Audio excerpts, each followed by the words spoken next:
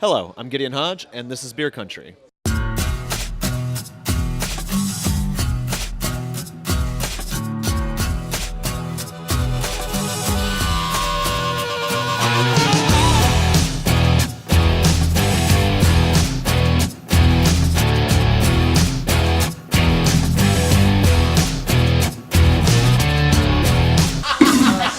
Bedside table drawer. Slate, please. Gideon, stop snoring. Right here?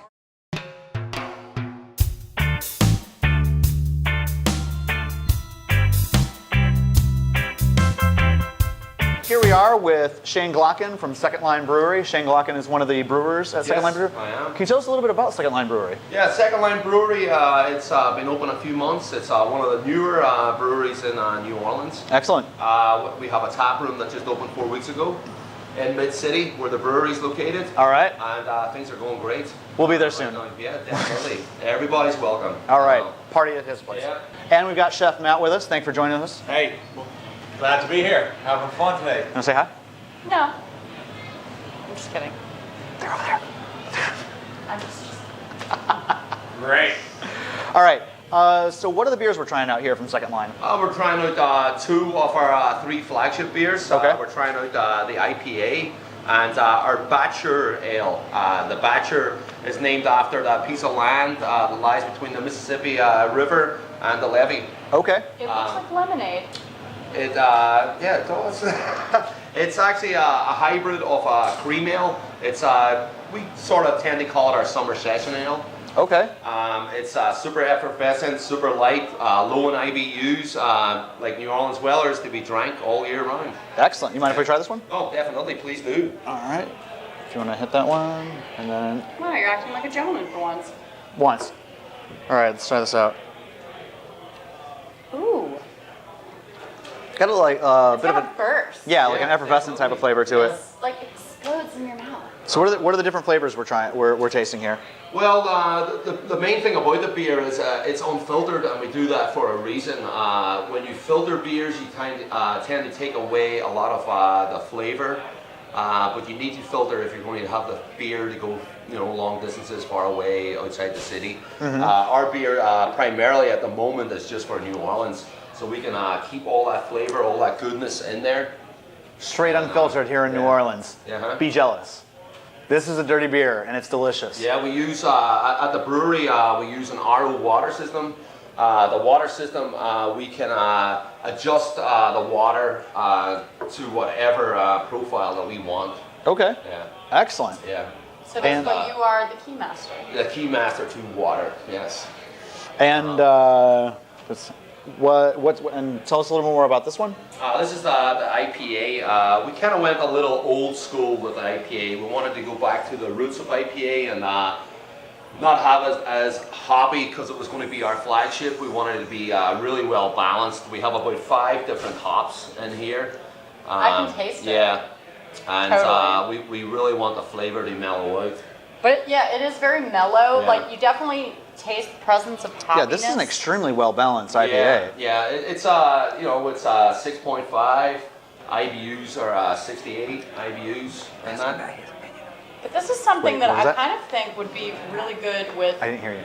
a beef dish. Yeah, definitely, or a good burger, or a good Irish stew. You know, one of the things about being an IPA is, I think we were talking earlier, that a lot of them are so hoppy. It's Yeah. Like, it's agree. like when they're brewing them, it's like, yeah, I know we got an IPA, but there's so much hops coming out of this that it overpowers anything. If you're cooking something, you're trying to pair the beer with it, it just overpowers the dish, and you can't actually use it. So this is a difficult one to food pair This with. is then. beautiful now. This is, Yeah. as we're saying, this is Oh, I balanced see. out. It's nice.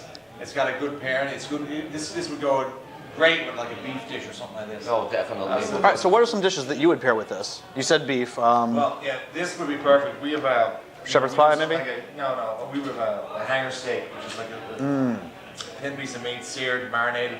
Oh my God, and then shut up, I'm sliced very, hungry. very thin. So hungry. But it's got that strong beef flavor to it. Okay.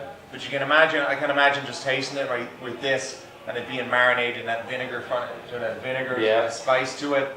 Going with this, just phenomenal. Or you know, lamb shank, like we have back home. Man, yeah. Lamb shank with a lot of that flavor. It's very intense flavor. It's going to stand up to something like this. You know, it's like if you're talking about wine, you'd be saying something big wine. This is a perfect beer, not as intense as some of those IPAs. So Yeah, definitely. good job on this. It's really good. No, definitely. We definitely have food in mind. When we're making the beer.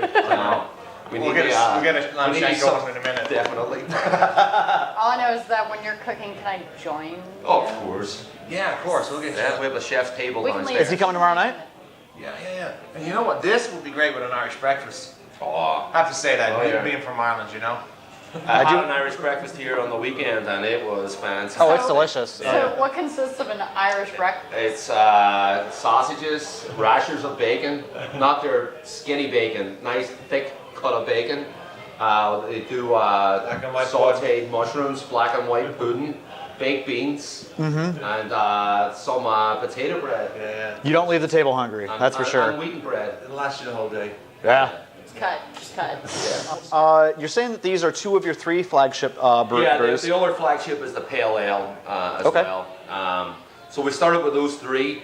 At the tap room, I think we've come up with around 13 different beer styles at the moment. I can't wait. And they range from nut brown ale. The ones I know offhand are the ones I just brewed. I brewed a chai milk stout today. Yesterday was a ginger saison. Bit more of pale ale. We did an Oktoberfest with a really nice take on it. It was a Rog beer, which is a Bavarian style of beer with rye and spelt in it and smoked malt. And we lagered it like a Marzen, which is your Oktoberfest. Okay. And we made a hybrid of the 2. Oh, wow. So just to get people a little more interested in beer, and I'm there at the tap room, so I explain this, and we give a little customer education as we go along. Okay, so I have to stop you guys for a moment, I guess because I'm the uneducated one here. But I've heard several individuals refer to a tap room. What exactly is a tap room? Well, it's a place at the brewery where we sell only what we make, and we have a beer garden. We have a loading dock with a bar at the loading dock, and you just sample all the stuff right Excellent. there. So And we have basically you're we have moving fruit drinks. trucks that come around as well. All right. We Can I just support like local come business. work for you Yeah, definitely. and come work in Yeah. the tap room? Yeah, for sure. Tap room. I'll be I'll be your Bavarian beer stand Yeah, girl. definitely. You Put have her to in like wear the a Swiss Miss outfit. outfit, Okay yeah. with That's that. mine. You know what? Lederhosen. You Not look for great. girls. No. No, well, yeah. Braids. I don't even like the boys and ladies. As long as you feed me and give me beer, I will be fine. Yeah. So what made you choose these 3 as your starting line? Well, the Pale Ale and the IPA, there's three brewers involved, Mark Logan and Carl Menser, and we all agreed that We hope the you're Pale watching. Ale and the IPA was something that we wanted to lead with. Okay. Right off the bat. The Batcher Ale actually became a flagship by accident. When we opened the tap room, we couldn't keep up with demand. Nice.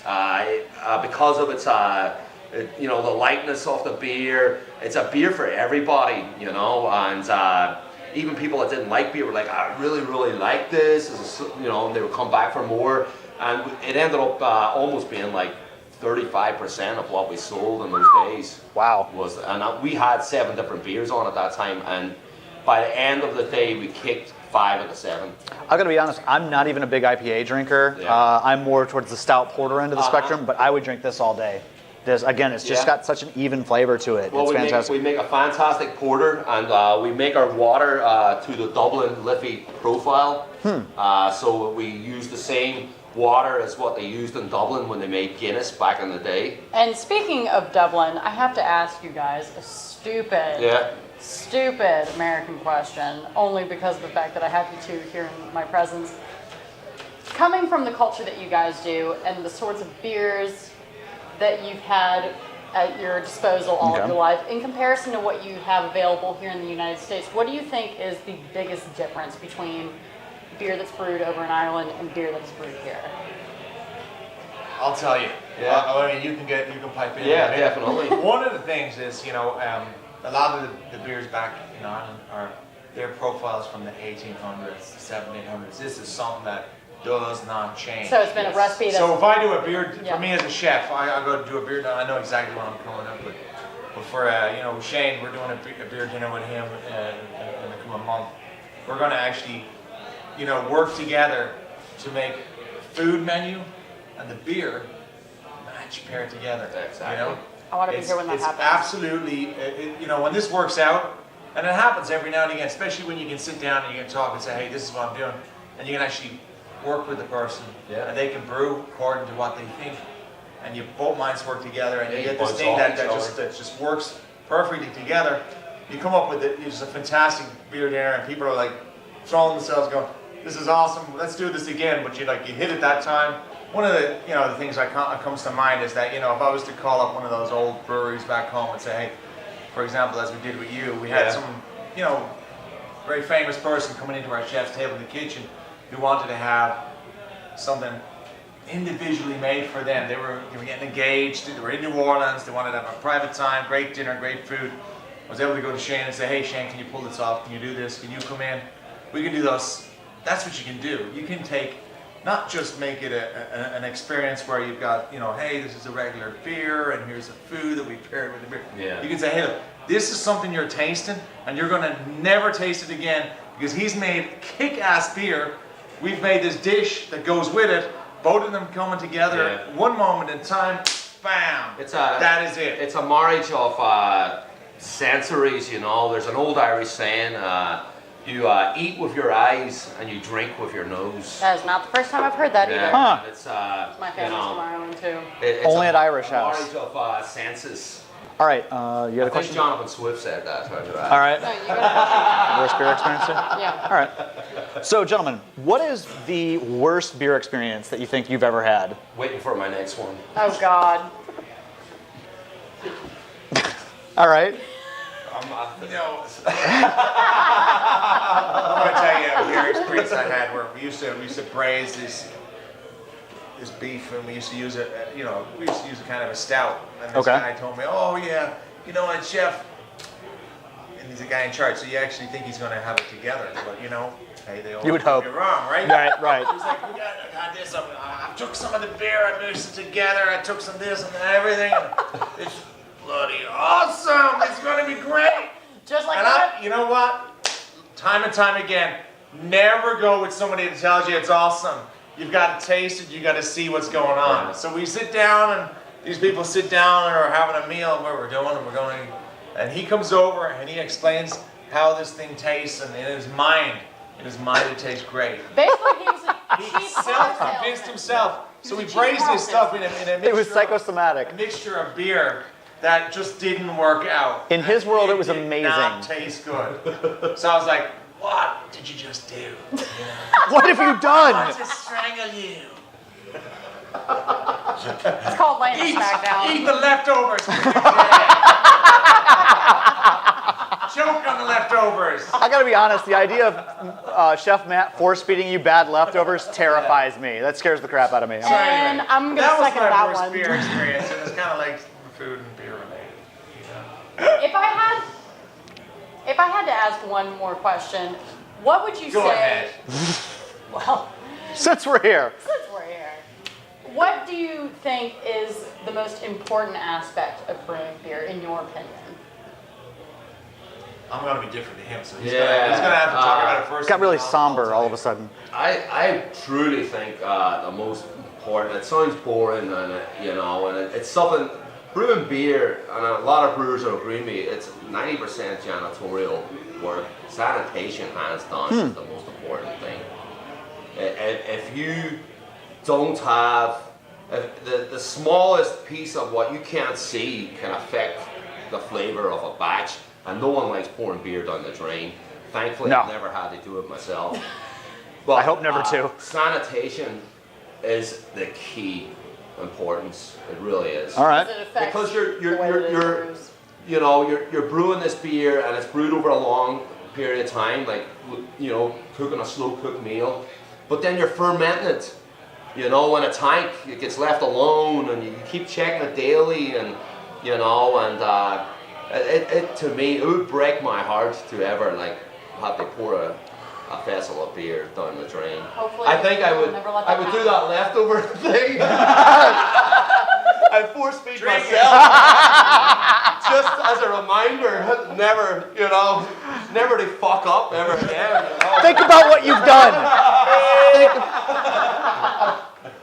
What did you do wrong? What did you do wrong? Now, my part, one is having someone like Shane to work at where you can go to with a crazy idea, or you can say, hey, I have someone who they want specially made beer for their dinner, and they don't want to have all this, you know, as we're talking about those beers that just come off the shelf that, you know, people are getting tired of. They're getting tired of that stuff. They want something that's brewed, you know, there and then. Yeah. That moment in time. And for me, that's the biggest thing, you know, working with Shane and the second line is that we can say, hey, I can go to him with the ideas. He's not going to think I'm a crazy nut. No, not at all. And he probably does in the back, and he goes and says, well, let's try this. And we come up with those batches of beer that are maybe, you know, you don't try normally. Nobody would try normally. And maybe, you know, out of 10, 5 of them are okay, 5 of them aren't. But you get that one that's a diamond in the rough. in the rough. And it like nails it. It nails it. And it is it. Yeah. And that's the joy, right? That is a joy, and it's you know, it's you know, I work behind, you know, I brew the beer during the day, and then Friday, Saturday, I'm behind the tap room, and I put myself there for a reason. I want to be the first, the first answer to anyone's question that they have about the beer. I stand behind it so thoroughly, you know, that I want you to be greeted by me. I want you to, you know. Any questions? Where's this from? And I want to educate. You know, that's the main thing. I definitely want to educate. Which is When it what comes- our show is about. We Yeah. want to educate the American people about how awesome beer actually is Yeah. and how it can relate to things in your everyday cuisine that we never thought possible.